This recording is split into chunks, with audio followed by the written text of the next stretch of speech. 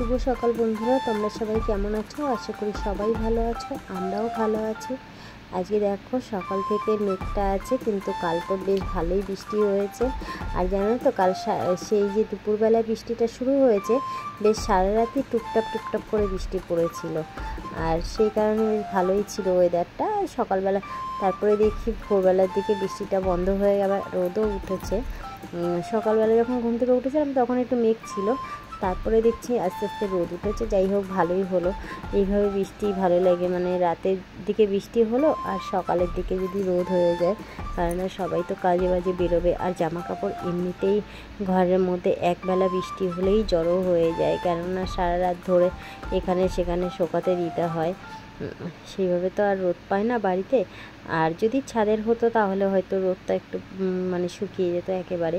আর দেখো ঝাড় মোটে ঝাঁটা দেওয়া যাবে না, ঝাঁটা দিলে পরেই সাথে সাথে ও যে কোথায় থাকে আর ওর গায়ে ঝাঁটা লাগলে না খুব খারাপ লাগে, কেমন যেন মনের ভেতরটা খচখচ করে, মনে হয় কিছু খারাপ হবে না তো বা কিছু। কিন্তু কি করব বলো, ও তো যেখানে ঝাঁটা থাকবে, যেখানে ঘর মোছা থাকবে সেখানেই ও ইসে করবে। আর এই জায়গাটা একটু ধুয়ে দেবো, একটু ইসে আছে, মানে সেই বৃষ্টির জলের জন্য তো একটু কাদা কাদা আছে। তা এখন আর ধোবো না, কারণ এখন সোনাবাবা স্কুল থেকেও চলে আসবে।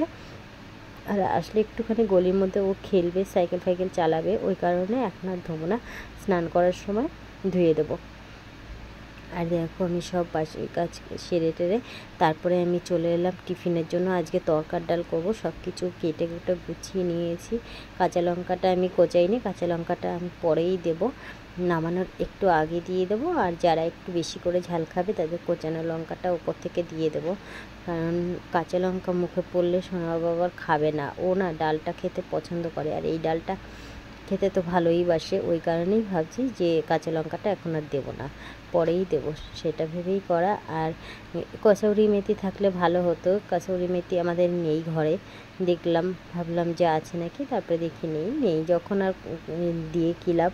আর এখানে একটু জলটা কম হয়ে গেছে, ডালটা আর একটু সেদ্ধ হবে, কিন্তু এখন যদি আবার আমি প্রেশারে সেদ্ধ বসাই তাহলে প্রেশার কুকার খুলতে সেই অনেকটাই দেরি হয়ে যাবে। তাই ভাবছি যে এটার মধ্যেই গরম জল দিয়ে ফোড়নটা দিয়ে দেবো, তারপরে এই জলটা যখন ফুটে উঠবে তারপরে এর মধ্যে ডালটা দিয়ে দেবো, তাতে ডালের টেস্টটা নষ্ট হবে না, ভালোই লাগবে খেতে।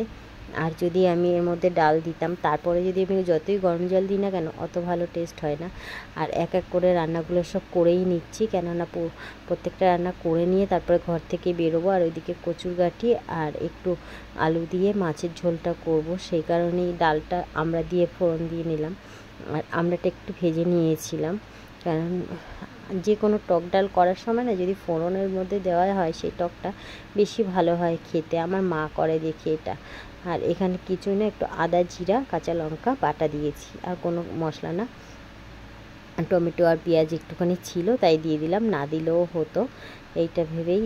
আর এখানে দেখো খেয়ে যাবে ওর পাপা সেই কর্নফ্লেক্স আর দই দিয়েছি, টক দই, আর একটু ডাল দিয়েছি, ডাল খেতে পছন্দ করবে। আর রুটি ওকে গুছিয়ে দেবো, টিফিন বক্সে ভরে দিয়েছি গুছিয়ে আর কি। আর দেখো এই গাছটায় বেশ ফুল হয়েছে, গাছটার বয়স এই যে 2 বছর হয়ে গেছে।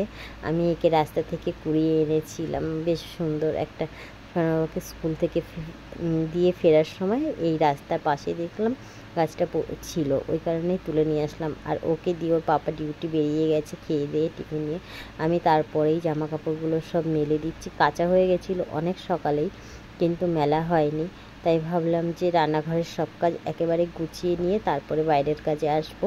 বাইরের কাজ তো এমনি পরিষ্কার করা হয়ে গেছে, আর এই জামা কাপড় মেলা বলো, তারপরে আরও তো কাজ থাকে। আর ওর পাপা বেরিয়ে যাওয়ার পরেও না আমাকে ঘর ফর ঝাড় দিতে হয়। দেখো আজকে কী রান্না হয়েছে, এই যে কচুরগাঠি দিয়ে মাছ দিয়ে ঝোল হয়েছে। আজ তাহলে এ পর্যন্তই, দেখা হচ্ছে পরের একটা ব্লগে।